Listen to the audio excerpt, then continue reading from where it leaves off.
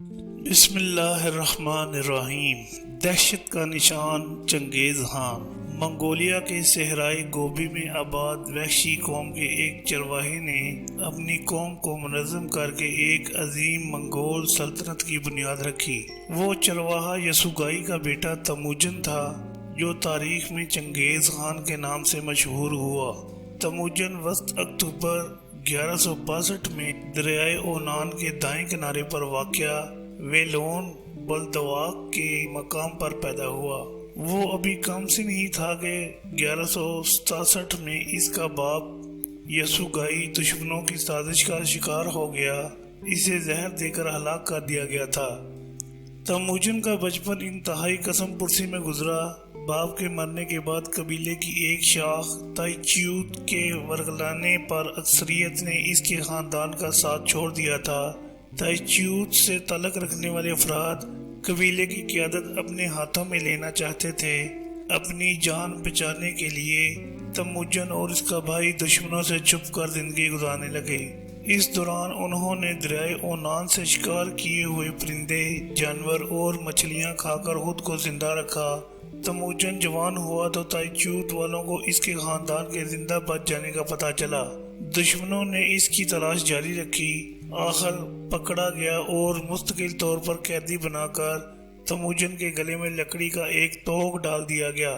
یہ تموجن چنگیز خان کی زندگی کے سب سے کمزور لمحات تھے، جب موت اس کے سر پر منڈلا رہی تھی اور وہ بے بسی کی تصویر بنا اپنی زندگی کی باقی ماندہ سانسیں گن رہا تھا۔ اس وقت کوئی سوچ بھی نہ سکتا تھا کہ کال کوٹڑی کا یہی قیدی ایک دن تاریخ عالم کی سب سے بڑی سلطنت کی داغ بیل ڈالے گا اور دنیا اس کے نام سے لرزے گی۔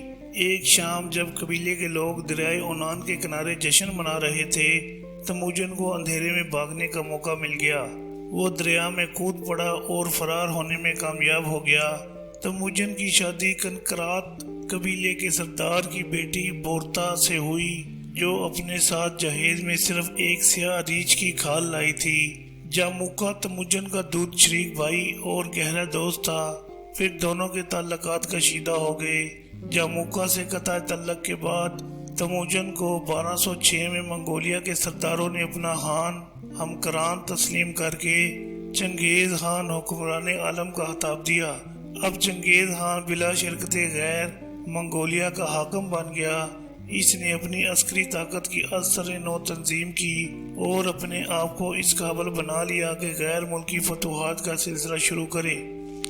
چنگیز خان اور اس کے لشکری حقیقی معنوں میں ہونہار تھے۔ جب اس کے سپاہیوں کو پانی کی قلت کا سامنا ہوتا تو وہ اپنی پیاس بجھانے کے لیے گھوڑوں کی پیٹھ پر خنجر مار کر خون چوس لیتے اور اس طرح اپنی پیاس بجھاتے تھے۔ چنگیز خان 1205 میں تنگوت کی مملکت پر حملہ آور ہوا۔ یہ علاقہ دریائے زرد کے کنارے پر واقع تھا۔ 1211 سے 1215 تک دریائے زرد کے شمال کا سارا علاقہ اس کے قبضے میں آ چکا تھا۔ چنگیز خان نے چینی شہنشاہ کے سامنے اپنی شرائط پیش کی، جو اس نے منظور کر لیں۔ اپنی بیٹی کی شادی چنگیز سے کر دی اور خراج بھی ادا کیا۔ سلطان خوارزم کے چند مسلمان تاجر تارتار گئے۔ ان کی واپسی کے موقع پر چنگیز خان نے اپنے کئی سو آدمی ان کے ساتھ کر دیے اور علاء الدین محمد خوارزم شاہ کو پیغام بھیجا کہ یہ لوگ آپ کے ملک میں خرید و فروخت کریں گے تاکہ دونوں ملکوں کے مابین خیر سگالی کے تعلقات کی بنیاد پڑ سکے۔ ان تاجروں پر خوارزم شاہ کے سرحدی حاکم غائر خان نے سختی کی اور انجام پر غور کیے بغیر مال ضبط کر کے ان کو قتل کرا دیا۔ اس پر چنگیز خان نے خوارزم شاہ کو کہلا بھیجا کہ وہ غائر خان کو قصاص کے لیے اس کے حوالے کر دے۔ خوارزم شاہ اس پر آمادہ نہ ہوا، بلکہ چنگیز خان کے قاصد کو قتل کر دیا اور اس کے باقی ہمراہیوں کی مونچھیں، داڑھی، بال اور بھویں منڈوا کر اور ان کا منہ کالا کر کے چنگیز خان کے پاس بھجوا دیا۔ چنگیز اس وقت سورج کی پرستش کر رہا تھا۔ اس نے اپنے آدمیوں کی یہ کیفیت دیکھی تو طیش میں آ کر کہا، جب اس فلک لازوال پر دو آفتاب نہیں ہو سکتے تو اس زمین پر بھی دو خاکان نہیں ہوں گے۔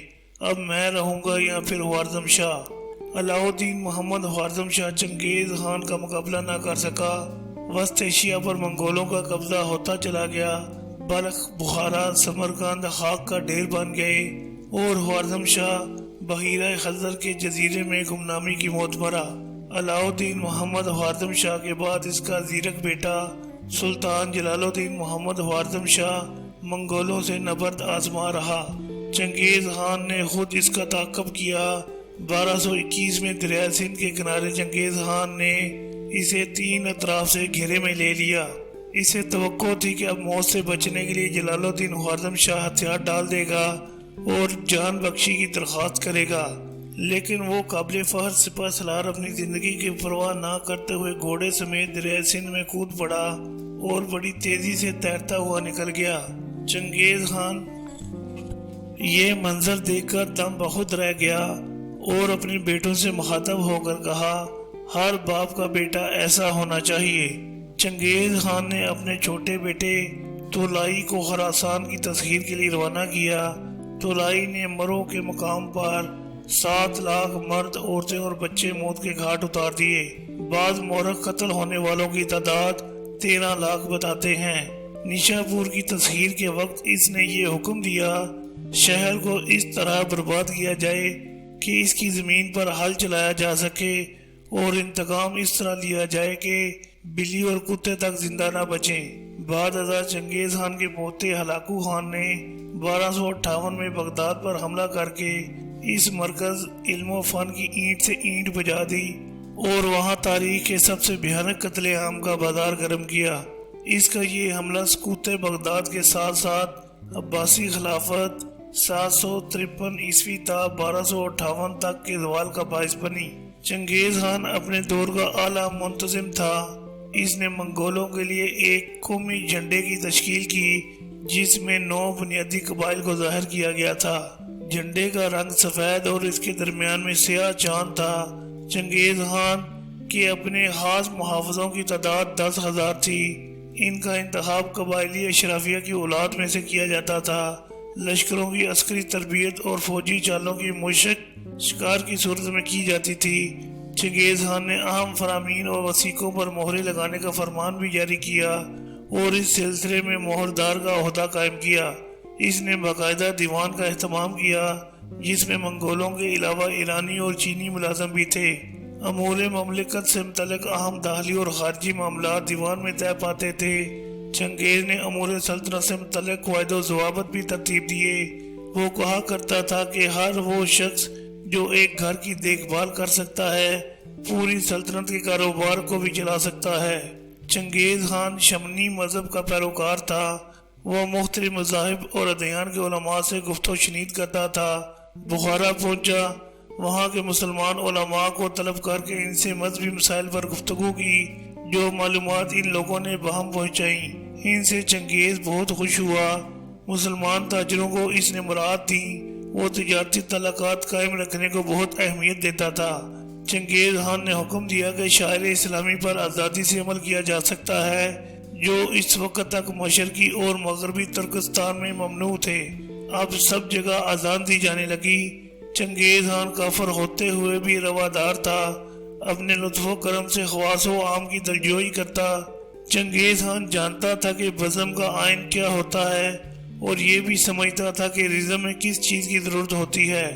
اگست 1227 میں چنگیز خان نے اس دار فانی سے کوچ کیا۔